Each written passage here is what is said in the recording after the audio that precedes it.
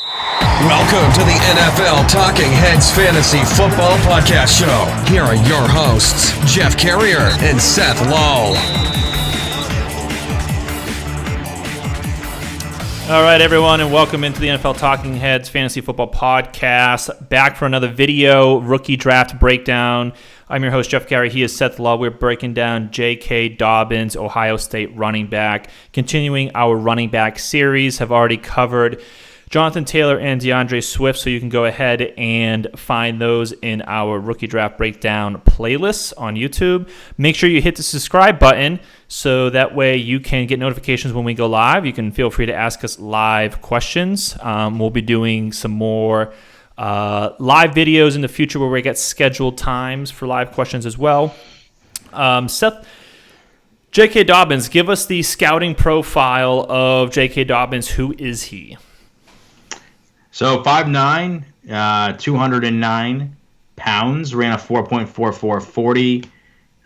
You look at the guy, and he, his height and weight isn't too much different than DeAndre Swift, who we just reviewed, but he looks chiseled. This guy he's jacked. Just looks much different in uniform than Swift, even though their measurables are very similar. Yeah, and he went out, played for Ohio State. Pretty good year. Anything else you want to know? Yeah, one big thing I noticed was you're going to see a lot of in the pistol, in the shotgun. I mean, just a lot. That was the type of offense they were in. One of the comments I had about DeAndre Swift was you got to see a lot more balance in terms of types of formations that he was in, single back, I formation, that you really don't see too much or as much in J.K. Dobbins. That also being said, prototype size, well-rounded. When I watched him live, and it wasn't a ton of college games I watched, but Ohio State was one of them, of course. He always stood out. He always stood out, always had big plays. Was a magnet for touchdowns. So he's one of the players that might be my favorite value play because he is, quote unquote, the fourth running back, right? Potentially third, fourth, and depending on who you talk to. Depending on where he lands, he could go at the end of the second round, end up on a really good team, and be a stud. So I'm going to add this in too, and I want to get your analysis as I pull up the video. I feel like he kind of needs a team that's similar to the player comp that I have him for, which is his predecessor in Zeke, one of his predecessors in Dallas. Dallas has that type of offense that I think works really well for someone like J.K. Dobbins. The team that is running the read option. They're running a lot of pistol, Houston call it. I think that type of offense would be more indicative for J.K. Dobbins. Not to say he can't work in everything, but a lot of times we talk about system, we talk about fit. That is one assumption that I had in terms of looking for the type of place he lands. What are your thoughts and feelings with J.K. Dobbins? Agreed. I mean, he looks like an all-around good. He does look like a littler version of Zeke. Like yep. Zeke, it's tough to really find a clean comparison. No doubt. Zeke is like he's not a human. But he does look like a slightly, I don't want to say poor man Zeke, but he looks like a little bit smaller version of Zeke. But no, I agree with you. Okay. Let's go ahead and pull this up. Game against Nebraska, running this at 0.75 speed here. So if everything looks a tiny bit slow, this is going to give us a better insight in terms of the play-by-play. And Seth and I are going to just kind of, see what we see here right off the bat. I mean, can you get this guy down? I know. He just absolutely runs over a guy, and then how many Nebraska people does it take to get this guy down? He's low to the ground. I mean, that last play showed you just how low he can play, how low his pad level is. Ran into a little bit of a brick wall there. Still took him a little bit to get down. You're going to see a lot of pistol action here, right? Like, just there's a lot of pistol action. Gets through the hole nice. Breaks an arm tackle. He's kind of going down already. Yeah, and he's not going through that one. That was a linebacker going full steam ahead. and he ran a wheel route on that last play. We talked about this on the other running back videos. We want to see more. We want to see more usage out of the passing game for running backs, and that's something J.K. Dobbins has done well out of Ohio State. And it doesn't have to be anything crazy with Christian McCaffrey or Le'Veon Bell types of running out of the slot, but and see how comfortable he is running this read option. And granted, he's got a gigantic hole, but just in terms of already being familiar with something that is very relevant in the NFL, is your quarterback pulling it out or are they not? I'm talking about all day in the world. This is just typical Ohio State. Just typical Ohio State. He's in pass pro and he can't even block anyone. He's getting bored there. He's like, what am I supposed to do? Yeah, there's no one I need to block. Another shotgun play, shotgun read option. Oh yeah, look at that. He is a train, is what he is. Now, granted, he's got so much room to run, and so his inertia is helping out here. Like, let's not forget that. He's able to get a head of steam going to be able to lower the boom on some of these hits. Right. Again, another shotgun play. He's falling out of the right. And the quarterback should have threw that way earlier to him in the flat when he was open. Yeah, see, he didn't have that hitch that take a while to juke. He just got the ball and ran north to south, which if you're inside the 10-yard line is probably what you want to do. Yeah, his 40 time was a 4.44, so it's very similar to Swiss, very similar to Jonathan Taylor's for that matter. I mean, I know Jonathan Taylor ran a 4.39, but we're talking 0.05 difference here. Dragging that guy for 10 yards right there. Look at that pass pro right there. Let's do a replay on that, baby, because this is the stuff that you honestly we see it so many times. Miles Sanders last year looked so good on tape. Watch this linebacker come up with a middle linebacker blitz. The running back, J.K. Dobbins got him. I mean, he pushes him back and just takes him out of the play. I mean, that was a better pass pro than I think anything on DeAndre Swift's. Felt a little slow there. I don't know if he was just trying to gauge the hole or not, or maybe that was a little bit of design. Like you've mentioned too, though, patience is a virtue. He's finding the hole there. 3rd down and 1. You want a running back that can figure out how to get these types of the whole line is clogged, and how does he maneuver his way for that half yard, fall forward for another half yard for the first down. It's kind of like an art that a lot of running backs don't seem to know how to do. Yeah, it's like you got a separate field vision that you have to have for these short yardage. Where to find those cracks.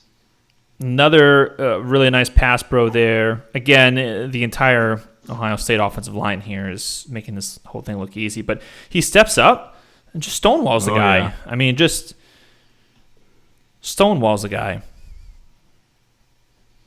14-0 Ohio State. So we're going to hopefully see some ground and pound, some expected heavy run dosage. He kind of missed the block there. I think that was supposed to be a check and release, which is you take the guy out and then you release. So I mean it's not a great job. It's a tough job to ask too on the check and releases. Still from the shotgun, you're going to see a lot of this. I don't know. I can't imagine it to be something if you're a really good football player to learn coming out of single back, but there are times where, and I think one of the... Ooh, I like that. That was a good run. Look at this. He just runs with much more, I don't know if you want to call it physicality, anger. It's just tenacity. He runs with definitely tenacity. He's looking to finish the run. He seems really balanced. It's not that he shoots through the hole necessarily, but I think he does a good job of being balanced. Look at this. There was not a hole there. And this is the difference of sometimes a running back making a play that other ones won't. I mean, how many running backs would just run into 75 or 73, get tripped up by 81, the tight end's leg, or have 31, the safety tackle him? Yeah. I mean, there's several reasons here for this play not to work. This little shift right here, this is a Damian Tomlinson side body, get through the hole right here. Yeah, this is next level field vision, right? That is next level vision right there. look at that hole. And he does not move a step. He doesn't move a step where this guy thinks he's in here. He shifts over here, and he's gone. Yeah, caught the guy flat-footed, and he's gone. I mean, you want this guy on your Dynasty team, don't you? Most certainly. Now, this is Nebraska, right? So we need to keep this in mind. This is Ohio State playing Nebraska. This would be like him landing on Kansas City and playing Cincinnati right now. Maybe not that bad, I'm not sure, but we need to keep these things in mind. And I'll tell you what, look at that. Wide open. Wide open. Obviously, the quarterback in Ohio State's never good enough to get that. Yeah, and that's one of those things. Slip there, Yeah, what can you do? Everyone's going to slip. Cuts it back, no one's there. Cuts it back in instead of bouncing it out further. See, the initial bounce out, I would have been like, there's no one there. It's an easy bounce out in college. But then he's able to make another person miss in wide open field. So when he gets those opportunities in the NFL, it looks promising. One comp, and I want to hold on my comps until I saw some more tape on him, and I'm going to look up, before I say it, I want to look up this other player's size because I don't want to be – he's definitely a little bit faster than this player, but he's not quite as big. But I in terms of the physicality and, like, the ferociousness, it reminds me a little bit of a Chris Carson. I think that's a good one. He's a type where if you just give him a little bit of a hole, he can get through it because arm tackles are not slowing this guy down. So he's got that advantage. Compared to a guy who might be a little bit quicker, I mean, he's still shifty. We're not saying he's not shifty. Yeah, I think we've seen Jonathan Taylor, we've seen Swift. I think just in terms of running ability, I think he's definitely better than Swift. Jonathan Taylor is a little bit closer. He seems just like he's so competitive the way he plays. I'm trying to think of the word. Like he runs a lot harder and more physical than Jonathan Taylor. Yeah. I think out of the three we've seen, I think to me he's the most impressive. We didn't see a ton of pass catching stuff from him because again, like none of these teams really throw the ball to their running backs, of course that game specifically, right? That game specifically was a complete blowout, so you're not going to get a type of game script where you're going to be dumping it off to a running back a lot more. Especially if you're Ohio State, a lot of those game scripts are exactly the same, and they always have an NFL, a receiver or two that are, 5-star recruits or are going to go to the NFL and be drafted in the first 3 rounds, in previous years. So. They have plenty of options. Yep. All right, I'm going to pull up now the switched over to the Clemson game here for us. And we'll go ahead and give that one a watch, which you see a little bit more of, obviously, a much more competitive defense here.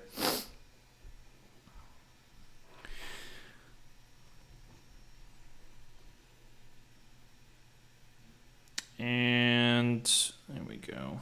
All right. So let's see that again. Let's see that. And that's what you like to see in the passing game. Like he's riding the sideline, right? So he's catching the ball. He knows right where he is to get his feet in, where he catches the ball, right? Yep. And then he spins right around. Right. And again, here I keep saying it, but I think when you look at the team that he lands on, I think it's going to be. I don't know if it's going to be a negative if he's not, but I think it's going to be definitely a positive if he goes to a team that has someone like a Cam Newton, a Dak Prescott, a Deshaun Watson, a Pat Mahomes. I mean, I know all these quarterbacks are really good, but the common thread in these quarterbacks is that they're read option type quarterbacks. I think he'd be great in the Houston Texans. I think that'd be a great team for him to go to. I mean, they have David Johnson, but David Johnson, I think, is turning or he is 29, and he's been a shell of his former self for the past year and a half or so, 2 years. So I think year one would be dicey, but I think he could easily beat out David Johnson just like Chase Edmonds did and Kenyon Drake did, and then a year down the road. Yep. Houston needs to manufacture some sort of offense. They just gave up, DeAndre Hopkins. I'm waiting for this game to go back. He split it right through. It was nice. It was nice. I mean, he didn't really have anyone to. I still call this a fairly neutral play. I talked about this, I think, in the last video. Plus, minus plays, neutral plays. That was such a well-designed play, and that's the thing with read options is that will happen a lot. We see it all the time happen in Baltimore, right? I mean, Baltimore would be a great team also for J.K. Dobbins. I mean, what running back would not be? A lot of the comps that come to mind are like bigger running backs. Like I thought of Nick Chubb too, but what that tells me is you watch him. He plays a lot bigger than he actually is. Do you not get that same? I do. Watch this person he makes miss, and I know we haven't really given too much credit to his elusiveness, but this is almost an all-out blitz, right? This is everyone going forward here, not all out because these, they can still have the safeties back, but I mean, he makes this guy lose just breaking ankles right there. Yeah. I really like to see when running backs can just make something a little bit out of nothing, because then when they get the opportunity like that right there, they're not gonna miss the hole. And see, and now, okay, so let's look at that again after we see this play resolved, because that looks like a big hole, but that's still a decisive. Like that still shows really good vision that he's able to see this hole. Look at this. He's able to, and play in Madden. It's not just about hitting the hole; it's hitting it in the right. It's like having taken the right angle in the hole, cutting it just the right way, so you can get through as quickly as possible and get up the field. He hits this hole right away, and that's a decent sized hole. Like any running back. Any next level elite running back would get that, but still. Well, any running back is going to hit it. So here's the next question: what type of play does this turn into? Is this a first down run? It's 3rd down and 2. Do they get 10 yards and get tackled at the second level because number 19 and this guy rally up and catch you? Because everyone's going to hit this hole for matter but. Not only does he get through the hole, I mean, he's way past the people. Yeah. And so he has NFL speed. He has NFL speed. Yep. He's got the ability to turn a 10-yard run into a 60-yard run. Here's another run at this. I mean, it's open, but I mean, he's... Yeah, and I bring up Nick Chubb. One of the big knocks on Nick Chubb was he's not fast enough. He ran a pretty slow 40 time. I think it was 4.5 something. And Nick Chubb played a lot faster and quicker last year than a lot of people thought he would. He breaks an arm tackle there right around the line of scrimmage. Again, just hard in general to bring this guy down with any kind of arm tackle. He's somebody that does not. Oh my God! Look at that. Yeah, that was a nice. And if this is not a reason why to not for running backs, yeah, those are tough plays because you got to adjust to the ball in the air. That was kind of like a mini wheel route, right? It was supposed to be a swing route, but it was a terrible pass by the quarterback. He made the adjustment when the ball's in the air, and looks like he put that ball on the ground. So that one's getting called back. But right, we could see the effort and. I mean, if he can basically come out of that, and that was a perfect, fake screen. Oh, wow. Well, geez, just right after. Let me Wow. Oh. Has his head looking downfield. You can't do that. Right after we're giving him all the praise on the other diving catch. Jeez. I shot through the football. And see, that's it. On one hand, there's not a whole lot you can do there, but on the other hand, it's like he made matters a little bit worse. Single back, there we go. We're getting a little bit of single back look. I like to see that. It's one of the things that we've learned from these coaches, and I'm not saying I agree with them, right? So we talk about this all the time with like pass protection on keeping Frank Gore in the game, but not having a better running back than actually help you win the game. They're more scared of losing the game than winning the game. But we need to understand that even if we disagree, that was bad pass protection right there for Dobbins.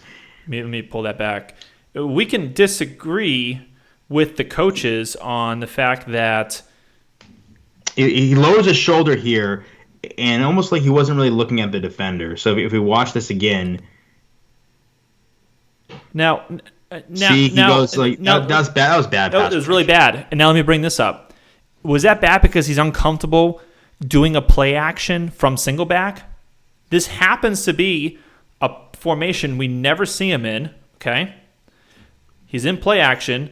He's in single back, and does he go too far into the pocket?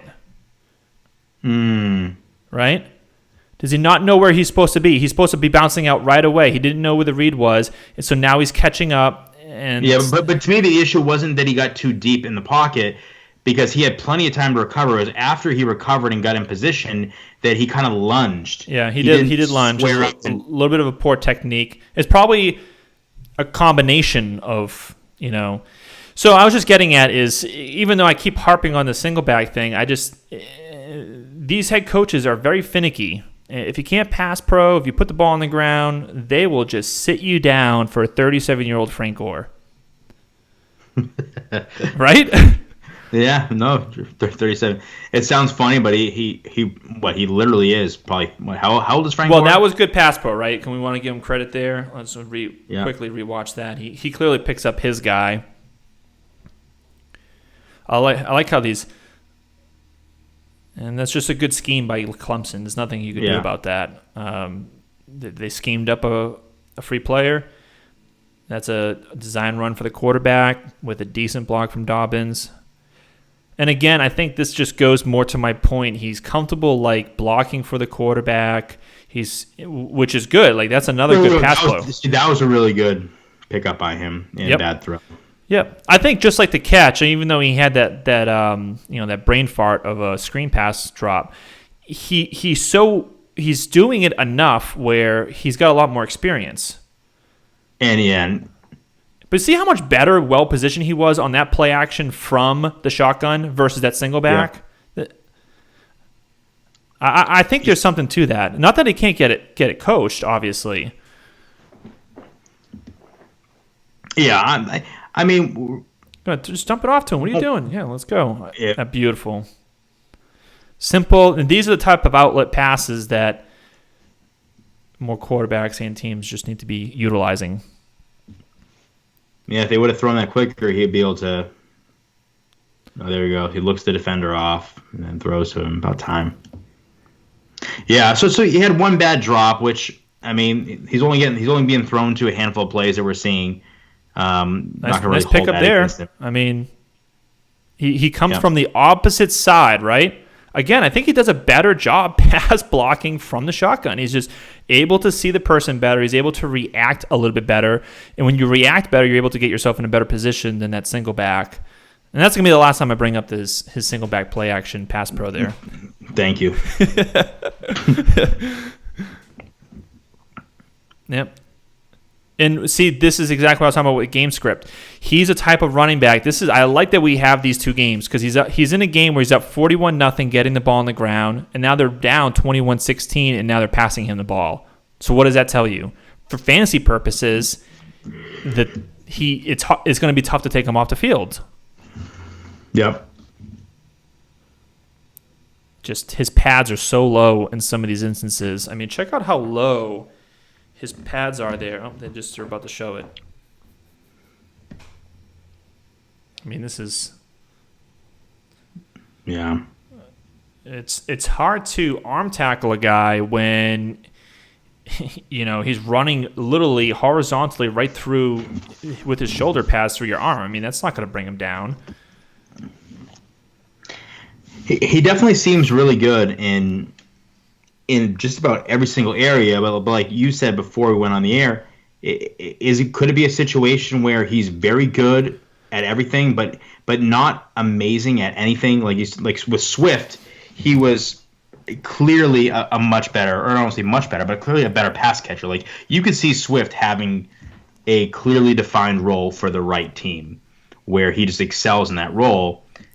Dobbins, is he going to be a pass catching specialist? He's probably an every down runner. He probably projects to be a workhorse type running back. But is he great at anything? You know what I mean? Like, I don't know. He seems very good, very balanced. Well, I think with like a lot of running backs, if J.K. Dobbins gets to Detroit and he's good at a lot of things like carry on, but doesn't get utilized correctly, and the offense in itself is just not that great, there's going to be a lot to be desired when it comes to fantasy production, right? And whereas Damian Williams, is not necessarily great at any one particular thing, but definitely looks like he excels at a lot of areas because of, he's going to have a pass like this that because the offense is so great, they're going to forget about him in the backfield.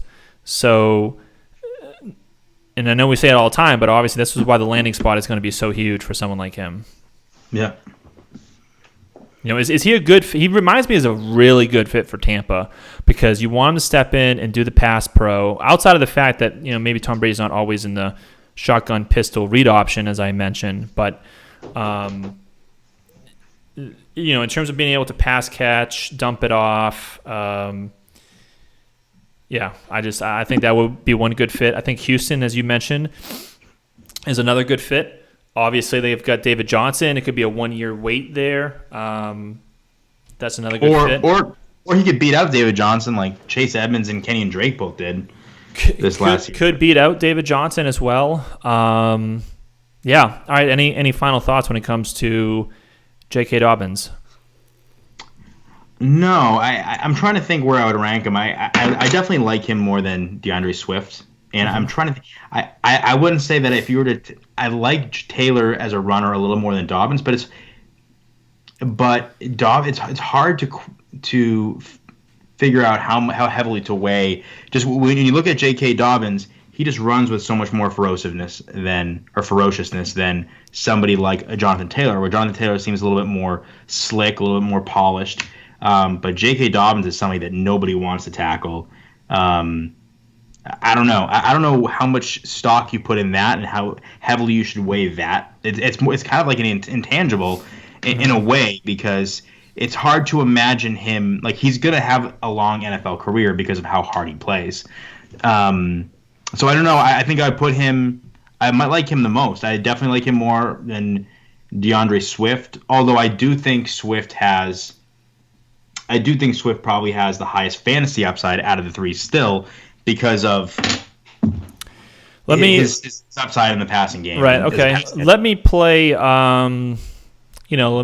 the fortune teller of where these people land, and I want to see if one of them landing somewhere a lot more attractiveness would change your thoughts, okay? So let me just dig into the mind of all the teams here in the NFL. I'm going to go DeAndre Swift lands in Tampa Bay. Okay. Mm-hmm. Jonathan Taylor lands in Miami. And we're going to say that J.K. Dobbins lands in Washington. Well, I mean, I still think with these three running backs, they're all pretty close. Where I think landing spot is going to be the. So you're going to go Swift with the Tampa. Yeah. Swift with Tampa, and then what about the Miami and Washington play? I mean, Dobbins is going to be third. I just don't like the Washington. I mean, there's no reason to not like the Washington situation in terms of he's going to get all he can handle because I think Darius Geis. Yeah. He's going to his third year. He can't stay on the field. It's it's on the surface is a similar play to Miami if you really think about it. I mean, they have the one wide receiver. They'll have a very young quarterback, and if they each draft a rookie running back, they'll have kind of their own little young trio for the most part. Washington's will be a little bit younger, and most people will say Dwayne Haskins will be a lot worse than Tua, maybe in real life, but maybe he's kind of the same when it comes to fantasy production, right? So. That's why I threw that out there just to kind of see and gauge it. All right, That is J.K. Dobbins, running back for Ohio State draft breakdown. We're the NFL Talking Heads. Make sure you follow us on YouTube, hit the notification button so that way you can get notified when we go live, and follow our playlist for future draft breakdowns.